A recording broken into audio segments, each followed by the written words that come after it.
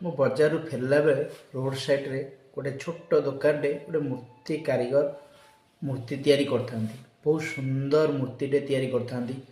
ତାଙ୍କୁ ଦେଖିକି ଟିକେ ରହିଗଲି, ଟିକେ ପଚାରିଲି ଏ ରେଟ୍ଟି କେତେ? ସେ କହିଲେ 4,500 5,000 ଭିତରେ ପଡ଼ିବ, ତିଆରି ହେଉଛି, ଅର୍ଡ଼ର ଅଛି। ବହୁତ ପରିଶ୍ରମ କରିଛନ୍ତି ଏ ମୂର୍ତ୍ତିରେ ନା? ହଁ। ସେ ଗୋଟେ ମୋତେ କହୁ କହୁ ଗୋଟେ ଛୋଟ କଥାଟେ ମୋତେ କହିଦେଲେ ସାଙ୍ଗମାନେ, ମୋ ହୃଦୟକୁ ଛୁଇଁଗଲା ସେ କଥା ପଦେର। କହିଲେ ଆମେ ଏ ମାଟିର ପିତୁଳା ମୂର୍ତ୍ତି ହେଉ କି ପଥରର ମୂର୍ତ୍ତି ହେଉ, ଆମେ ତାଙ୍କୁ ତିଆରି କରୁଛେ, କିନ୍ତୁ ଯେଉଁ ସେହି ମାଟିର ଭଗବାନ ଯେଉଁ ଆମ ପାଖକୁ ପଠାଇଛନ୍ତି, ଠାକୁର ଦେଇଛନ୍ତି, ଆମେ କିନ୍ତୁ ତାଙ୍କୁ ପୂଜା କରୁନାହିଁ, ତାଙ୍କ ପାଦ ତଳେ ପଡ଼ୁନି।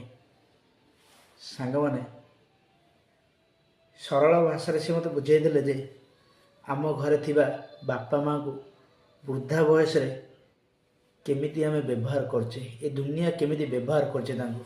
ସେଥିପାଇଁ ତ ସେ କହିଲେ ଏ ଦୁନିଆରେ ବୃଦ୍ଧାଶ୍ରମ ବଢ଼ି ଚାଲିଛି। ଯାହା ହଉ ତାଙ୍କ ପଦେ କଥା ମୋତେ ବହୁତ ଶୁଣିଲା। ଯଦି ଆମେ ଏବେଠୁ ଟିକେ ସୁଧାରିଯିବା ନା, ବୃଦ୍ଧା ବୟସରେ ତାଙ୍କୁ ଟିକେ ସ୍ନେହ ଶ୍ରଦ୍ଧା ଭଲ ପାଇବା ଦେବା ନା, ତାଙ୍କ ଆଶୀର୍ବାଦରେ ଆପଣ କେଉଁ ଜାଗାରେ ବି ହାରିବେନି ସାଙ୍ଗମାନେ।